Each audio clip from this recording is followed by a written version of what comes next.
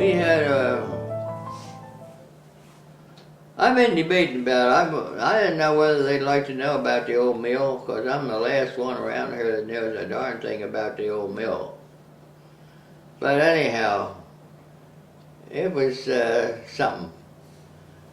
When we got the mill, and my dad, down back at had a sheriff's sale. The other place was a sheriff's sale. So Dad and I walked down across the meadow below the fence in the lane, and we got down there, and not the engineer, but the auctioneer, he was already down there giving his speech, you know, and so Dad and I were just standing there, and we weren't doing nothing. We just wanted to see who was going to buy this place. And Bob Ewing, you know Bob Ewing? He was president of West Grove Bank. You know him. Mm-hmm. But anyhow, we got down there, and Bob walked right up to him, and he said, "Roy, I want you to buy this place." And Dad said, he said, "Bob, you know I don't have any money to buy it. I don't hardly have enough to run this place." He said, "Roy," I said, "I want you to buy this place." And you know what? It ended up, and Dad bought the wood place. That's the one down where Harold and Helen lived.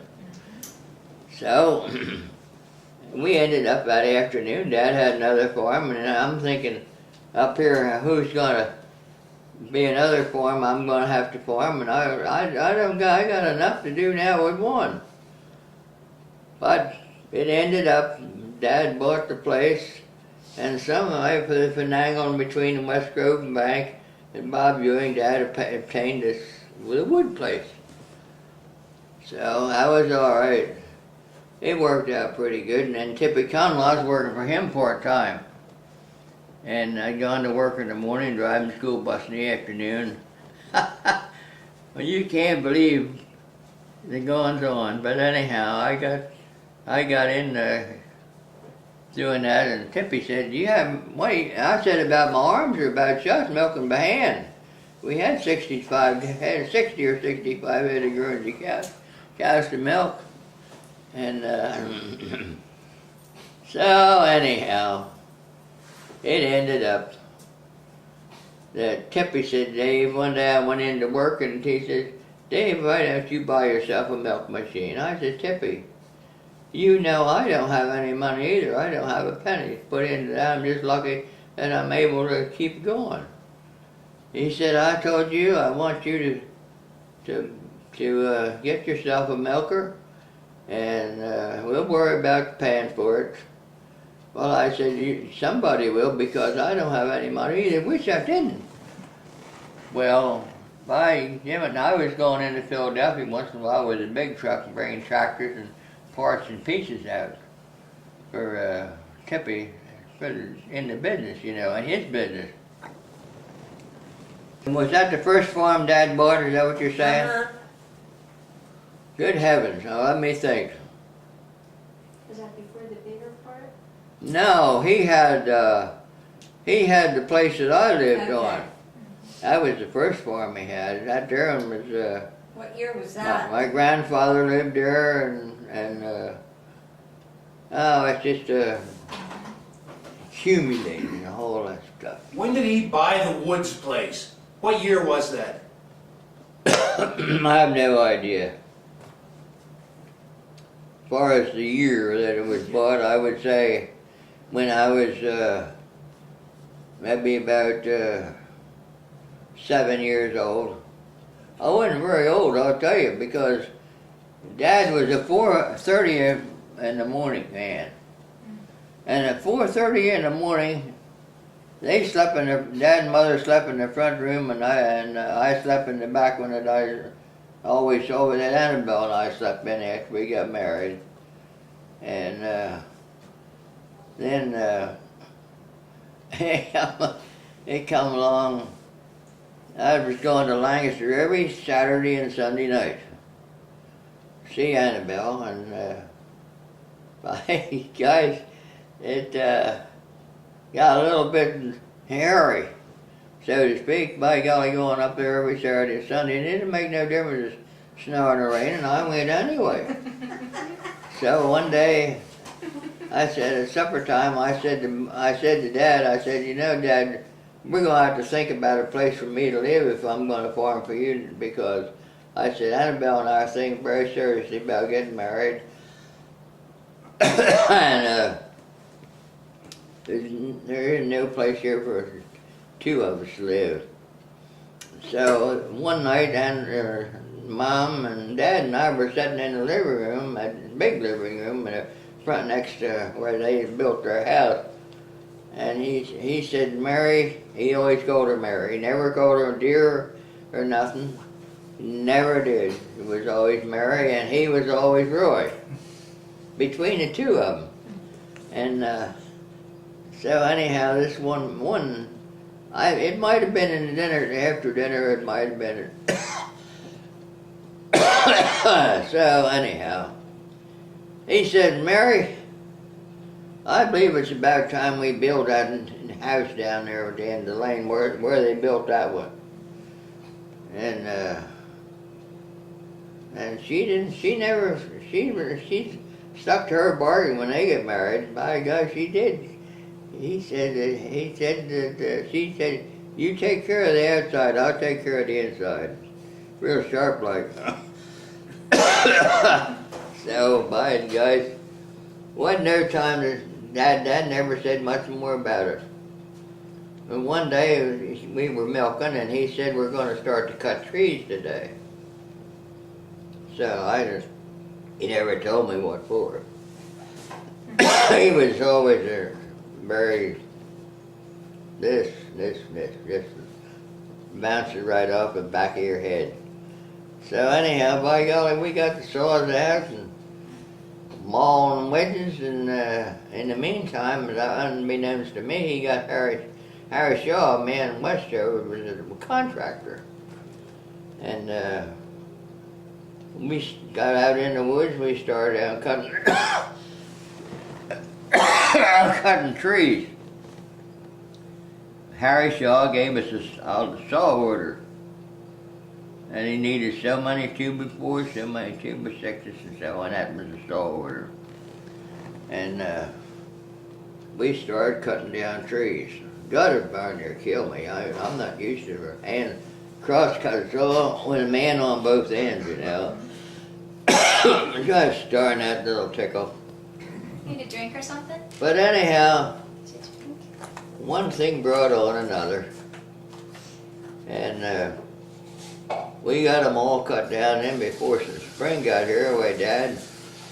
Dad, he decided that it's time to haul some into the sawmill.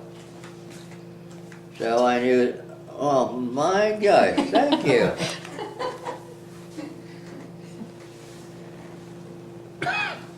I don't know if I'd have stopped it or not, but I would let's try. But anyhow, we had the old H tractor, an old farm maul we had. We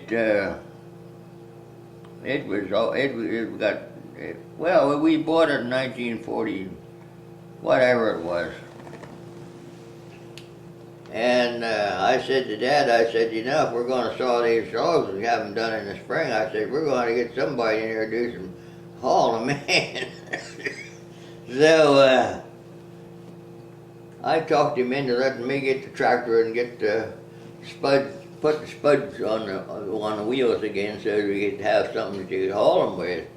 So we had the log wagon, and it was the thing that you back the two wheels over the log, throw a chain around it, and cranked it off and let the back end drag.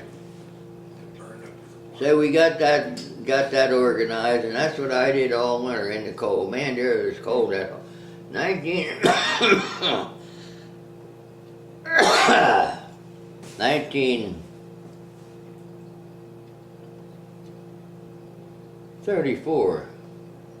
But I graduated from high school in 1930. Yeah. I'll get my dates right here after bed. I'm gonna get a cough drop, one that stops this. Using the saw. Old Charlie Flounders he was a sawyer. I'm sorry about this coughing business. Everybody's got it. Something's going around. Barb's got it. She lives in Lancaster. It's going around. You're gonna accumulate my cough. Minutes. Dad to run. Dave, you better go down and help Charlie today. Down in Lane I go. And I don't know if you've ever been around a sawmill or not. And I wasn't either till that time, but gosh, after that, it was every time. I'd be thinking in the morning when Ed and I'd be milking, I say, Ed, by God, we're going to get a rest today. We won't have to go to the sawmill. Not a bit of it. By golly, my dad's wheels are working up here, and while we were milking, and he was helping us a little bit at that time. And he just get us started towards the barn, and no sooner we get to the barn, we go to the sawmill. Well, you pretty near have to have what they call an off-bearer. The man that takes the slabs away from the saw. So I was appointed. I took the slabs away, and we laid them up on a saw back over there, and sawed them up in short pieces, and slid them off the end, and then they went down the second floor. That mill was 7 stories. It was a tall building, and then of course when spring came, that big room down below was full. So they had to get going out of there. So Dad, I don't know who he saw, somebody in West Grove. They were interested in they saw the wood, because they saw it in 12 or 15 length pieces. And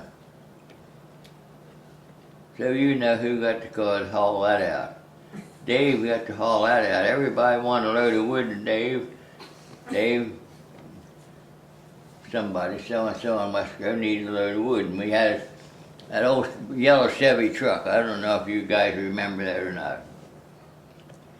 But I was elected to do that. Whenever I had a minute, I took a load of wood to somebody.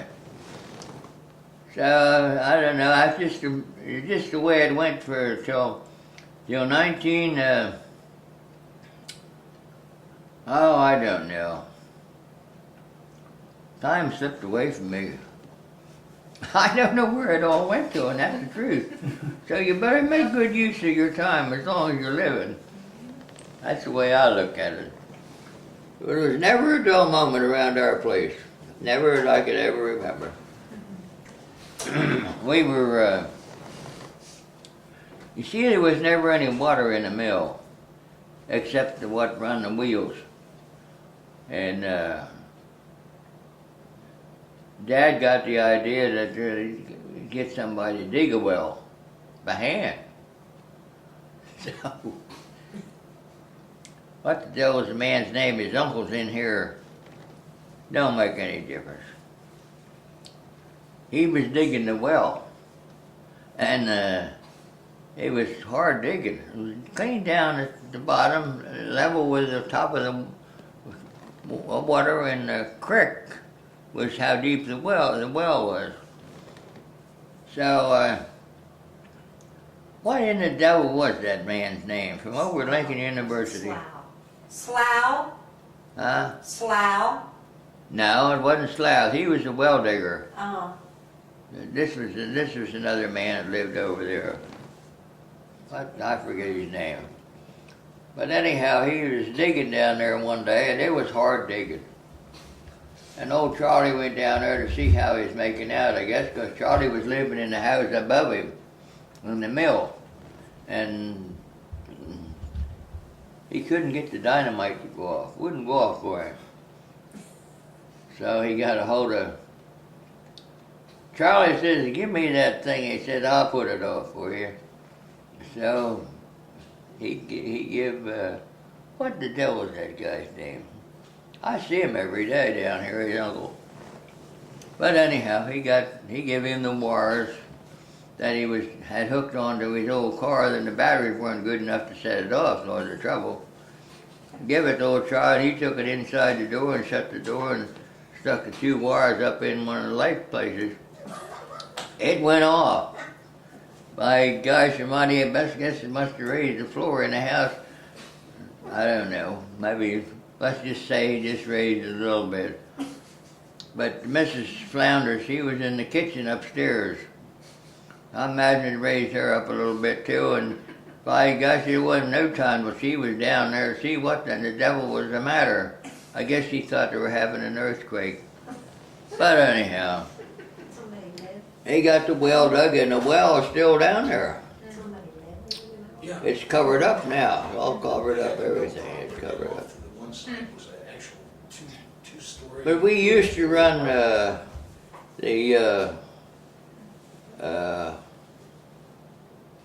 we cut fodder like you have to do on a farm once in a while. I run a corn stalk through a cutter. Believe it or not, the Wood, Ferdinand Wood, was the man that owned the place then. He's the guy had it that lost it to Fillmore, which was Fillmore was his son. So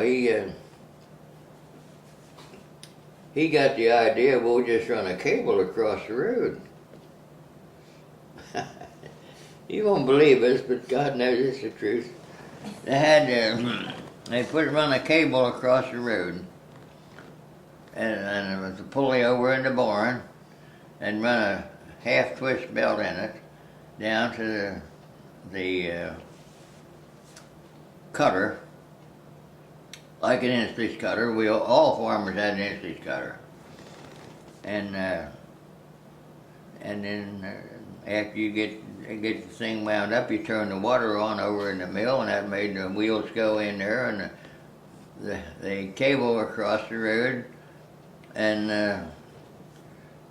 they'd have it going, it would go, and it'd run the thing and cut the fodder. And so, but then Dad, he got sick and tired of fooling with that thing, and I was glad he was. I was afraid somebody'd get hurt. And that didn't bother Dad any. He'd been around machinery, I guess, all his life, and he done away with that. But wild times, I'll tell you, wild times. Those roads, were they dirt roads then?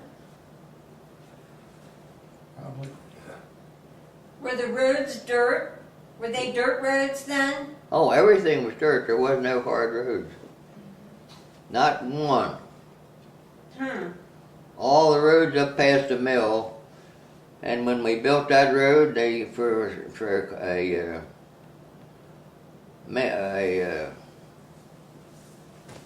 roller, it was a steam roller. A man stood up there and shoveled the coal in and made the steam for the roller.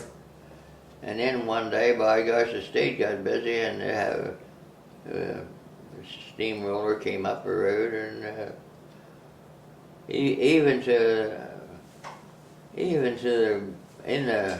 to fix the roads, you had a pair of horses that they hooked up to the grader. Boy, oh boy, now we're getting down to the nitty gritty. 2 horses pull a grader, and man had to ride it, you know, to run the 2 wheels to run the blade up and down one way or another. And I don't know. I'm awful glad that I lived through the times that it was that way. Truthfully. it was a mess. I will have to agree with that. It was a mess. But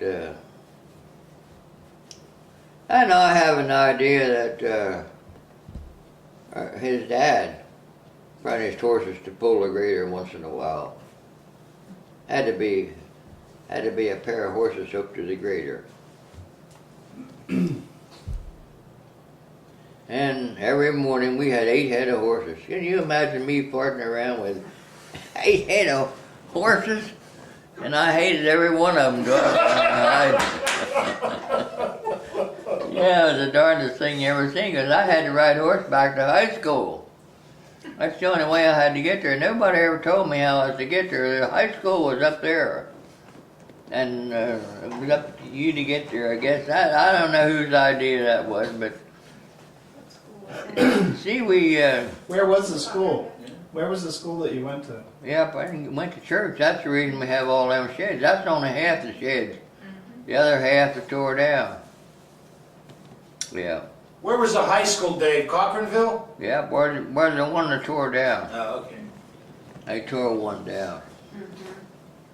The one that my dad went to school in got tore down, and then they built the the next one that they tore down, and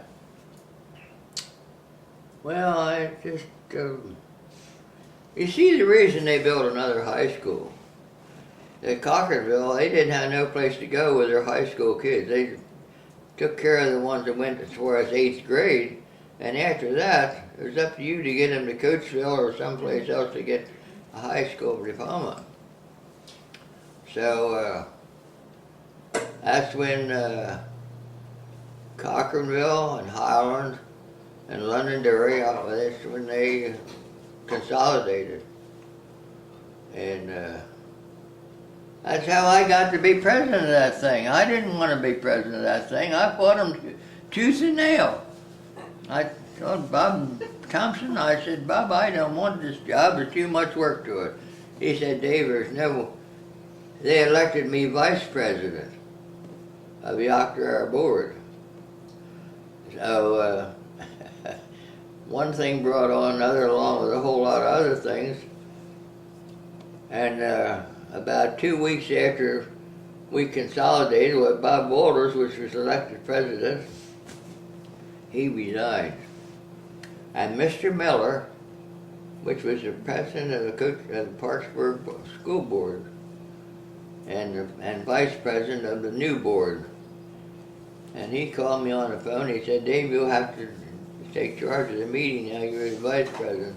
I said, I already told all of you guys that I did not want that job. I want to do it. Well, you're the vice president. You have to do it. You're something my way. So, by gosh, we had a school board meeting, and by darn their hides, I got elected, and you know what happened from there. We had election of officers, and I just got pushed along like a little scab on whatever. Anyhow, we got that far, and then Annabelle said, well, Dave, why don't you go ahead and do it? You're capable of doing it, or something to that effect. I said, that's all right. We'll see what happens. So that's how I got that job. I didn't want that job. But I know what the problem was. Mr. Buck had something to do with that. He was a good friend of mine. I don't care. A lot of people didn't like him. Have one. So he knew where to go in there, so that was okay with me. I drove him in there, and we finally got down to South Street. And if you know anything about Philadelphia, you know what South Street is. One store right after another. He knew which one to go to. So we went in and got in the store that he knew about. It was like a wholesale place. And so we looked at potato pears. So then, all jokes aside, it was quite an experience. But we bought a potato pear and put it in the back of his old car, and down the road we come. My God, I'll never forget that day if I lived to be 1,000 years old. Bucky just chirped all the way in and all the way back out again.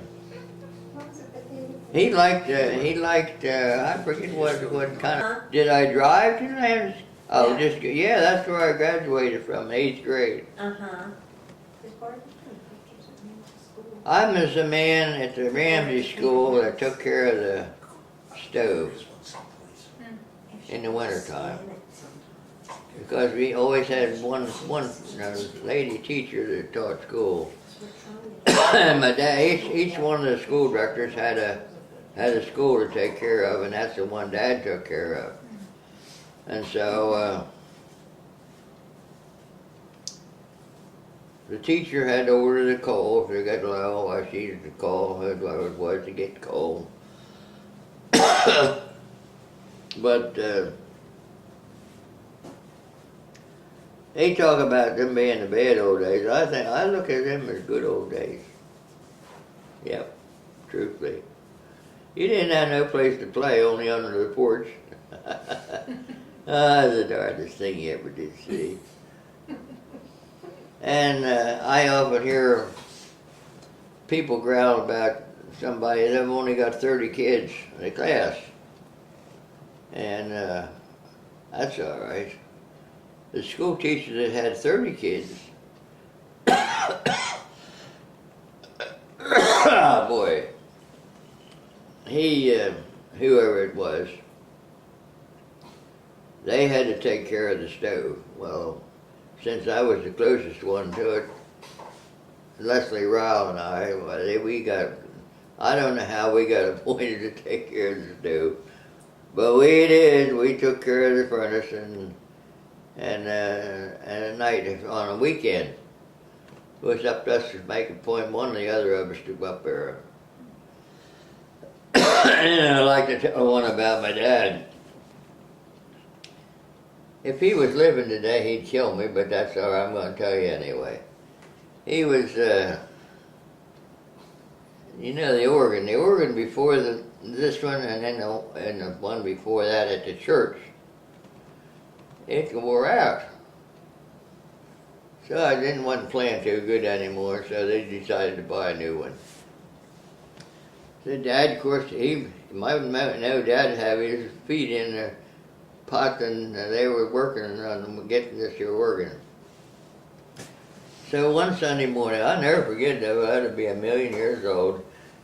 Dad called them, or the members of the congregation together, and he said, as you all know, we need a new organ. And he made a little speech there, and Mr. Jackson, Dave Jackson, and you can remember Dave. Anyhow, I'm sorry I got this cough, but I can't help it. But anyhow, he called a meeting to order, and he said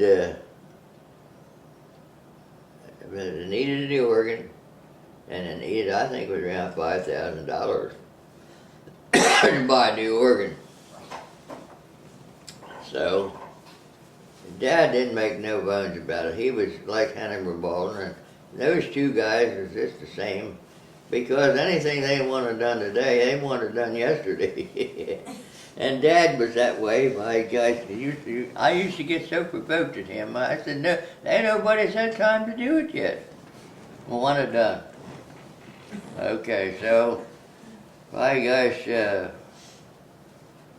I forget exactly how it came about, but when he got up to address the congregation after they got done discussing it, why, he made no bones about it. He said, Jackson, I got $500 to go towards the new organ, and you got $500 to go for the new organ. What the devil is the superintendent of Sunday school supposed to say when you got the superintendent standing up in front of him saying you got $500, which he did have. And it just worked out. He raised $400 just standing up there in front of everybody. You got $500, and Bob Turner was the last one he asked. And there they had $400 or $500 for a new organ. And before the week was out, I'd be doggone if he didn't have enough of money raised to buy a new organ. In a week's time. You know, you can't do those kind of things today. My God, why the whole congregation to get up and walk out. But anyhow, that's the way Dad operated. Yeah, that's Right, gosh, he did. You see, Dad had that school, and Mr. Jackson had the other school, Forest Shade, I guess it was. And, well, I just kind of forget who all they were. Coates? Who had Coates School? Who? Coates. Who was in charge of the Coates School? Oh, Coates was, well, it would be Joe Coates, the father. The father.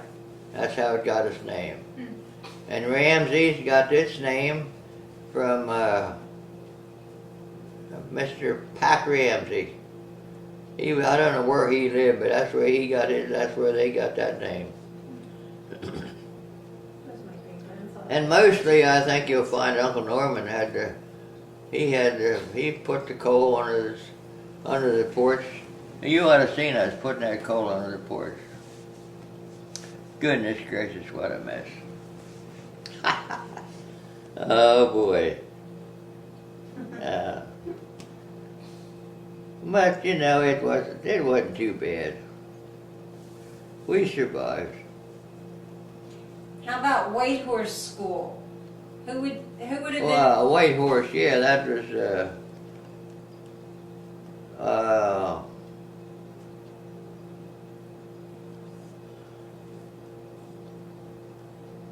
the only guy I can think about is his son.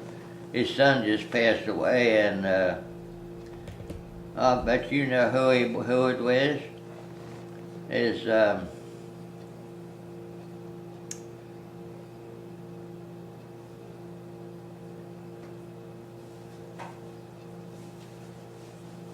well, maybe I'll think of it after a bit. But he had a farm out there right before you get to the school. In a lane there, on the other side of, oh, I don't know. I can't think of it. That was a little too far away for me to know.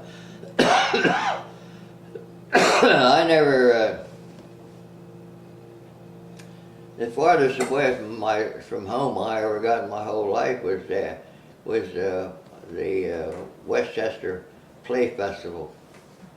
When we used to go over there once a year for play games and jump and do everything that Pat would go on. And my first,